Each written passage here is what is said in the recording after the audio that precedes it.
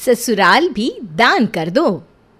मनीषा ऐसे तो बहुत ही सख्त मिजाज की औरत है, जो कि दान पुण्य में बहुत विश्वास रखती है, बगैर ये जाने कि सही दान क्या होता है।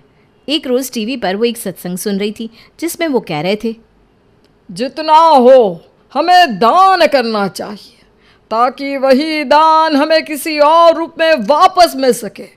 गरीबों पर हमें दया करनी चाहिए, जितना हो सके उन्हें पैसे देने चाहिए। हाँ, ये तो सही बोल रहे हैं। इतने में ही मनीषा की काम वाली आती है और मनीषा उसका लटका मुंह देखकर पूछती है, क्या हुआ शांति, कोई बात है क्या? पहले बैठ कुछ खाना खा ले, फिर काम करना। कहाँ बताए भाभी, एक आप है जो कुछ पूछती है, वरना कहीं जाओ तो कोई एक गिलास पानी भी नहीं पूछता। अरे छोड़, मारने दे उन लोगों को। थोड़ा सा गरीब को दे ही देंगे तो क्या खर्च जाएगा। भीख मंगे है सबके सब। तू चाय पी और बता कि हुआ क्या है।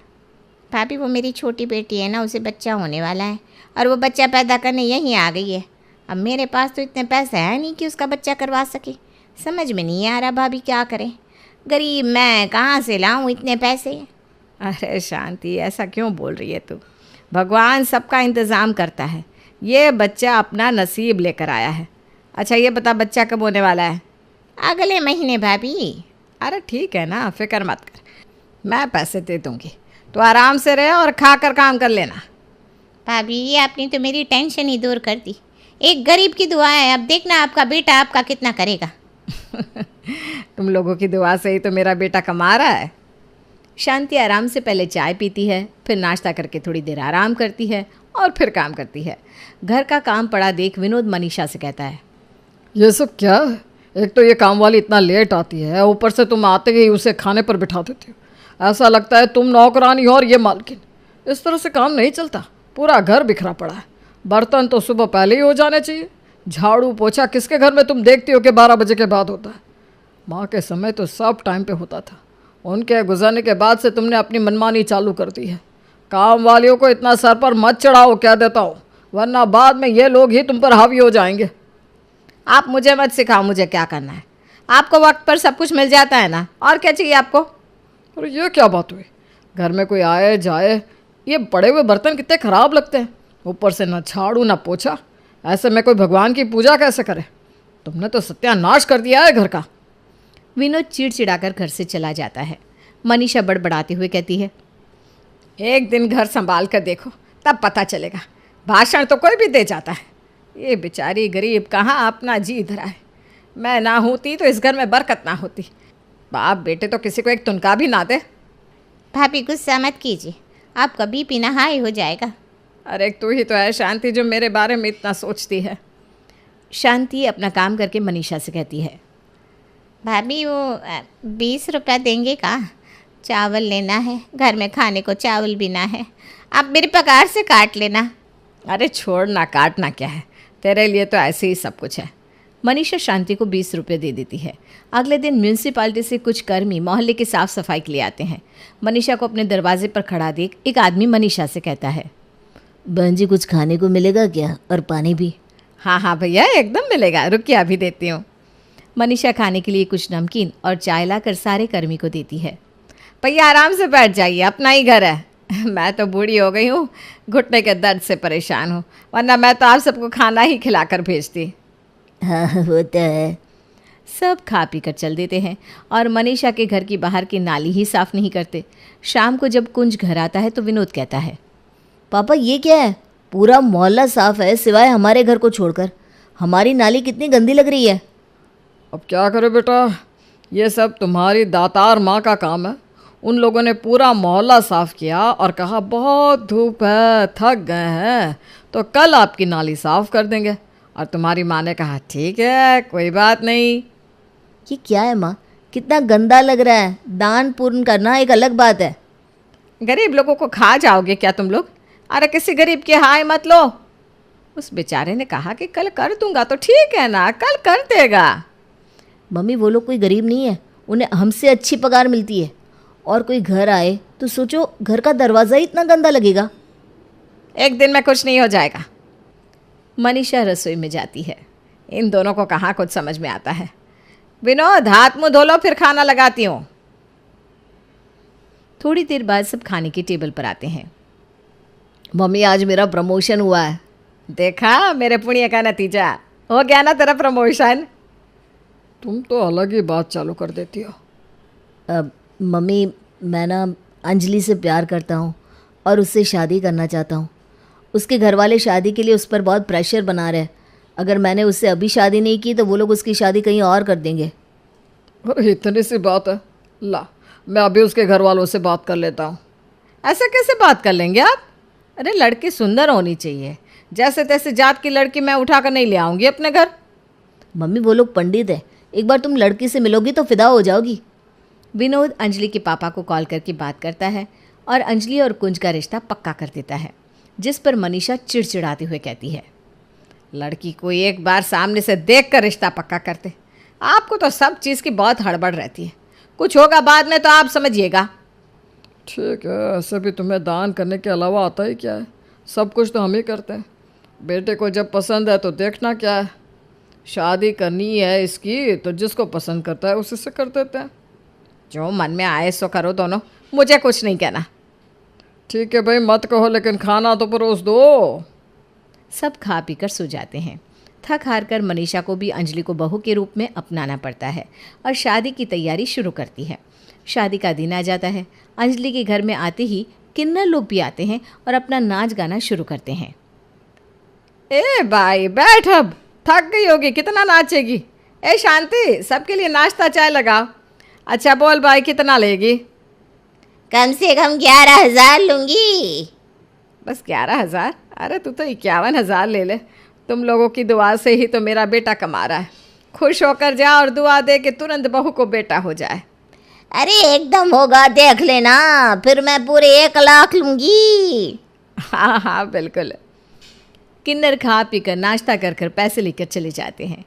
अंजलि उन्हें इतना पैसा देता देख चौंक जाती है। सब रस्में होने के बाद अंजलि अपने कमरे में आती है। कुछ ये सब क्या है? मम्मी जी तो पैसे लुटा रही है। अरे तुम छोड़ो ना ये सब, करने दो उन्हें जो करना है, वरना वो लेक्चर देने लगेगी इतना बड़ा। उस वक्त तो अंजलि कुछ नहीं कहती। अगले दिन सुबह पहले शांति भागती हुई आती है और मनीषा से कहती है, भाभी मुझे पैसे दीजिए, मेरी बेटी भर्ती है अस्पताल में और मैं ना आज से 15 दिन काम पर नहीं आएगी। अरे ये ले पैसे और चिंता मत कर, अपनी बेटी का ख्याल रखना, जा। शांति के चले जाने के बाद अंजलि कहती है, मम्मी जी कोई और काम वाली रख लेते ना और 15 दिन का इसका पगार काट लेंगे। अरे नहीं नहीं बहू, मैं 1 रुपया भी नहीं काटती इस गरीब का, थोड़ा दान पुण्य करना चाहिए। पर मम्मी जी ये ठीक नहीं है। इन सब से ना तुझे मतलब नहीं होना चाहिए, जा तू नाश्ता बना ले। अंजलि नाश्ता बनाकर सबको परोसती है। इतने में ही एक नई काम वाली वहाँ आती है और मनीषा से कहती है, भाभी वो आपकी सहेली ने मुझे भेजा है, आपके यहाँ कोई काम है क्या? हाँ ना, आप बैठ, पहले नाश्ता कर ले, बाद में बात करते हैं। ए बहू इसे नाश्ता दे दे, तब तक हम भी नाश्ता कर लेंगे। नाश्ता करने के बाद मनीषा काम वाली से कहती है, वो मेरी काम वाली ना छुट्टी पर गई है 15 दिन के लिए, तो तू काम कर ले, बर्तन और झाड़ू पोछा। 15 दिन बाद फिर मुझे काम से हटा दोगी क्या आप? ऐसा नहीं है, तेरा काम पसंद आएगा तो तुझे रख लूँगी। ठीक है भाभी, आपकी सहेली आपकी बहुत तारीफ़ कर रही थी इसलिए मैं आ गई, वरना मैं किसी के यहाँ जाती नहीं हूँ। वही ना, सबको मेरा व्यवहार पता है, मैं पैसे को कभी अहमियत नहीं देती हूँ, 2-4 रुपये के लिए जान नहीं देती मैं। काम वाली काम में लग जाती है और सब कुछ अच्छे से चलने लगता है। मनीषा घर का काम अंजलि के ज़िम्मे सौंप देती है और वो फ्री हो जाती है, लेकिन उसका सबको बिना मतलब के पैसे बांटने का काम तो चालू ही रहता है। एक रोज़ मनीषा की पड़ोसन उसके घर आती है। मनीषा मुझे कुछ पैसों की ज़रूरत है, मैं कुछ दिन में तुझे वापस कर दूँगी। क्या बताओ, अभी ना काम धंधा बहुत ख़राब चल रहा है। अरे इसमें कौन सी बात है, ले ले, और वापस करने की कोई जल्दबाजी मत करना, आराम से देना, और जुगाड़ ना हो तो मत देना। तो ना बहुत अच्छी है रे मनीषा, आजकल के ज़माने में कौन ऐसा मिलता है। अरे मैं तो कर्मों पर विश्वास रखती हूँ, मैं तुझे दे रही हूँ तो मुझे भगवान दे देगा। मैं ना बहुत शांत हूँ। हरे कृष्ण हरे कृष्ण। मनीषा पड़ोसन को पैसे देती है और वो लेकर चली जाती है। मनीषा के घर के बाहर निकलते ही पड़ोसन अपने झूठे आंसू पोंछ कर कहती है, तू कोई धर्म नहीं करती है, बेवकूफ़ है बेवकूफ़ तू। किसी को भी पैसे देने से धर्म नहीं होता। इस तरह तो तू अपना घर खाली कर रही है और कुछ नहीं। ये सब छत पर खड़ी अंजलि सुन लेती है। हर कोई आदमी मम्मी जी का फ़ायदा उठाता है और मम्मी जी समझती हैं कि वो बहुत बड़ी धर्मात्मा है। अंजलि ये सारी बातें कुंज को बताती है। इस तरह से नहीं चलेगा कुंज, अब कोई ना कोई एक्शन तो लेना पड़ेगा, नहीं तो मम्मी जी तो सबको रोड पे ले आएंगी। अरे पर हम कर ही क्या सकते हैं, मम्मी किसी की सुनती कहाँ है। बोलो तो बस कलेश, और बोले कि तुम लोग मुझसे बुढ़ापे में ये हक भी छीनना चाहते हो, इसलिए मैं अब चुप हो गया हूँ। शाम को जब एक साथ बैठे थे तब कामवाली आकर मनीषा के सामने रोने लगती है। अरे क्या हुआ, रो क्यों रही है? भाभी का बताए, बहुत दिक्कत हो गई है। मेरे मर्द का काम छूट गया है और मकान मालिक अभी के अभी घर खाली करने को बोल रहा है। क्या करे, कछु समझ में ना आवत। इस बरसात में कहाँ जाएंगे हम? अरे धैर्य रख, सब ठीक हो जाएगा। भाभी आप मेरे मर्द को काम पर रख सकती हो, उसे ना गाड़ी चलानी बहुत अच्छे से आता है।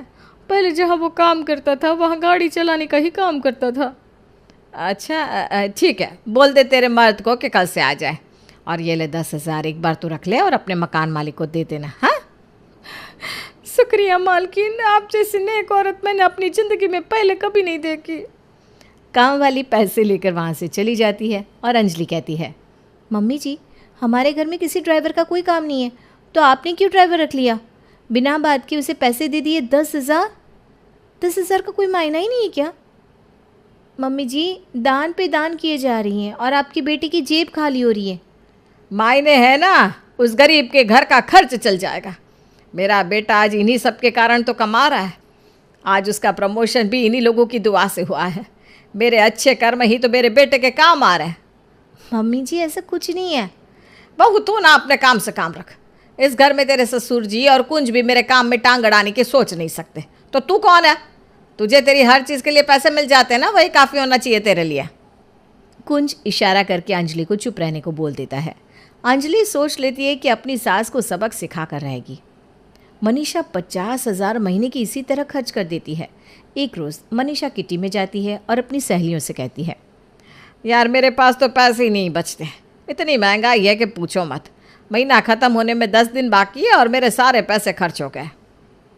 अरे यार तेरा बेटा तुझे महीने के 50,000 देता है और तू सारे खत्म कर देती है।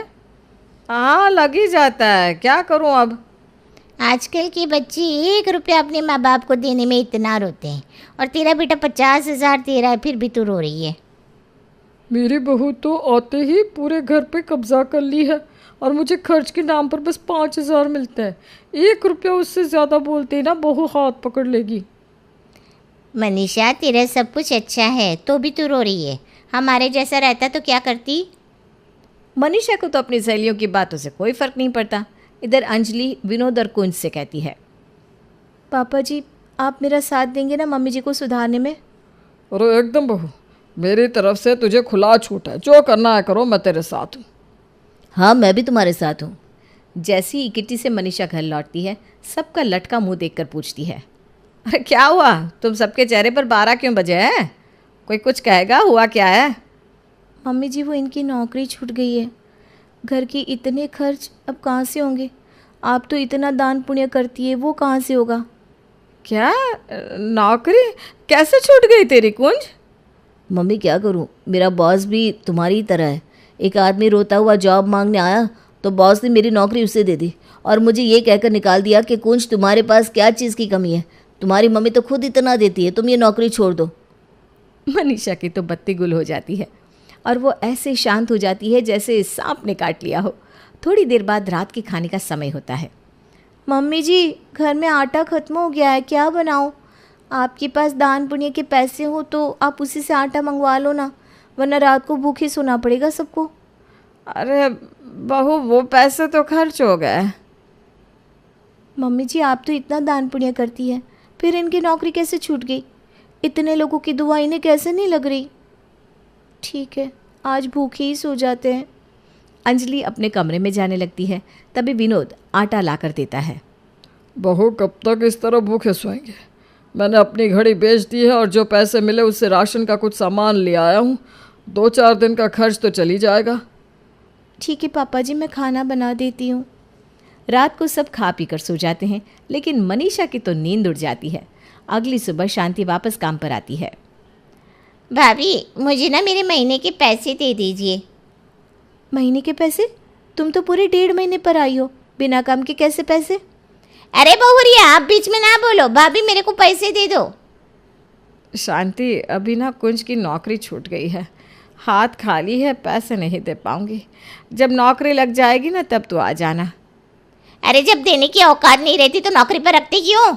मेरे को कुछ पता नहीं, आप कहीं से भी मेरा पैसा दे दो। बढ़िया ही दान पुण्य करने वाली। अपनी सास के बारे में ऐसा सुनता देख अंजलि से बर्दाश्त नहीं होता। काम वाली हो, काम वाली की तरह रहो। 50,000 जो तुम्हें बेटी के ऑपरेशन के लिए मुफ्त में दे दिया, तब तुम्हारी बोली नहीं निकली, और जब काम नहीं किया तो पैसे किस चीज़ के? चुपचाप से हमारे पैसे वापस कर देना, नहीं तो केस कर दूंगी, फिर कोर्ट के चक्कर काटती रहना। ऐसे काहे बोल रही हो बहू रानी?